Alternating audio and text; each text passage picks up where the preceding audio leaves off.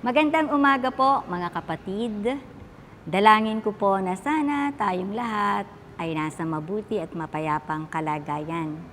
Kumusta po ang ating naging paggunita sa nakaraang Semana Santa? Sana'y higit nitong pinalawak, pinalalim at pinatatag ang ating relasyon sa ating Diyos.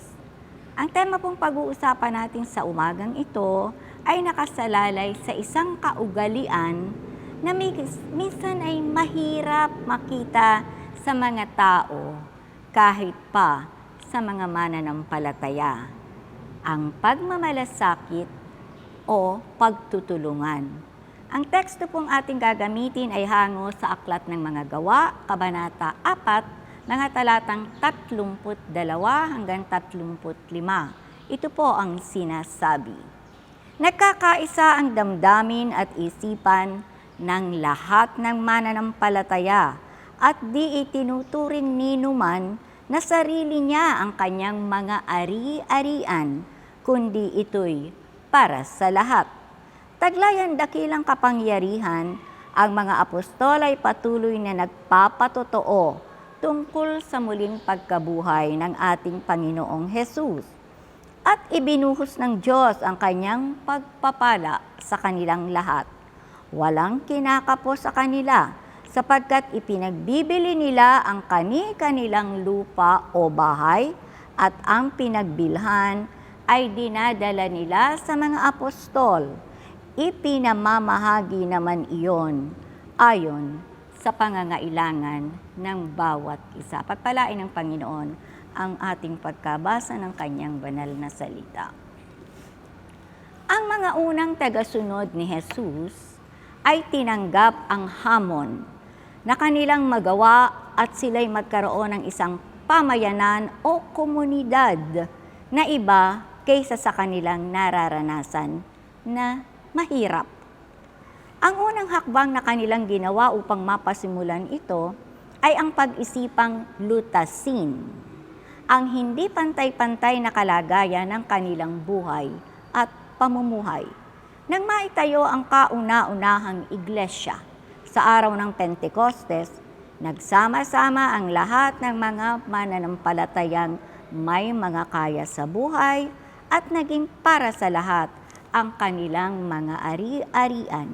Ipinagbibili nila ang mga ito at ang pinagbilhan ay ipinamamahagi sa mahihirap ayon sa pangangailangan ng bawat isa.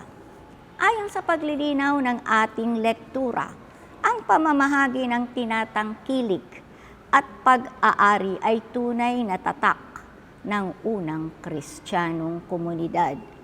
Ipinamamahagi nila ang kanilang mga yaman upang maiwasan at walang masabi ang mga taga-ibang komunidad na ang kanilang grupo ay may mga kaanib na nagugutom at ubod ng hirap ang buhay. Ang ganitong kaugalian ay may malalim na ugat sa ating pananampalataya. Marami sa mga propeta ng matandang tipan ang nangaral laban sa mayayamang niyuyurakan, minamaliit at inaapi ang mga mahihirap. Si Jesus, nakilala sa kabaitan at kababaang loob, ay isinaalang-alang din ang kahalagahan ng kabuhayan na ito'y isang banal at sagradong bagay.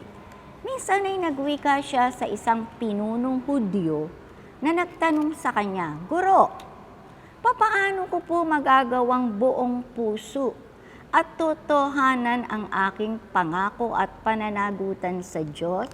Sumagot si Jesus, "Ipagbili mo ang lahat ng iyong ari-arian at ang pinagbilhan ay ipamahagi mo sa mga mahihirap." Sa ngayon po, sa Amerika, ang puwang o pagitan ng mayaman at mahirap ay tunay na nakababahala. Dito sa Pilipinas, nakikita rin natin ang pagkakaiba ng mayroon at wala.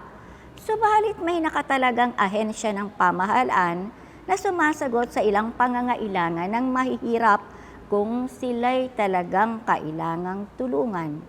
Isa na rito ay ang 4Ps ng DSWD na Pantulong Pamilya Pilipino Program at ang malasakit na nasa ilalim ng pamamahala ni Senador Bongo. Alam ng mga unang Kristiyano na hindi pangitain o hangarin ng Diyos na magkaroon ng hikahos o mahirap na kaanib ang isang komunidad. Kaya't ginawa nila ang kanilang magagawa upang mabago ang kalagayang ito.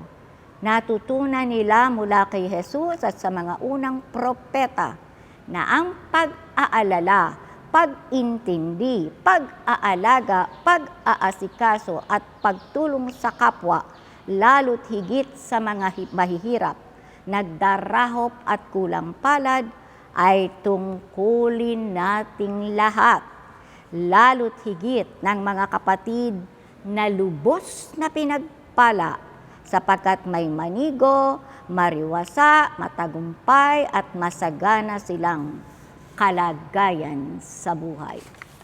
Dito umusbong ang salitang malasakit, ang pagtulong sa pangangailangan ng kapwa na hirap at kapos sa kabuhayan upang ang mga ito ay mabuhay ng mapayapa at marangal. Ang ating amang Diyos ay bukal ng pag-ibig. Likas sa Kanya ang umibig. Mahal na mahal niya tayo, kaya nga't ipinagpakasakit maging ang Kanyang bugtong na anak, sapagkat hindi niya nais na mapahamak tayo. Kaya ginawa niya ng paraan, masakit man ito sa Kanya. Nagbigay siya ng lunas, ang kamatayan ng Panginoong Jesus sa krus ng Kalbaryo. Tayo na mga anak niya, dumalangin tayo sa Kanya na sana magkaroon din tayo ng ganoong pagmamalasakit sa ating kapwa na nangangailangan nito. Tumulong tayo ng may pag-ibig at pagmamalasakit. Tayo po'y manalangin. Amang Diyos na maibigin sa lahat, patawarin mo po kami kung nagkulang man kami sa aming kapwa. Salamat po sa iyong pagtuturo na kami magmalasakitan sa isa't isa kung paano mo kami pinagmalasakitan sa pamamagitan ng Panginoong Jesus. Bigyan mo po kami sa lahat ng araw ng pagkakataon na makatulong sa aming kapwa sa loob at labas ng aming tahanan para sa iyong kapurihan at kalwalhatian. Sa tanging pangalan mo aming Jesus. Amen. Amen. Muli, magandang umaga po.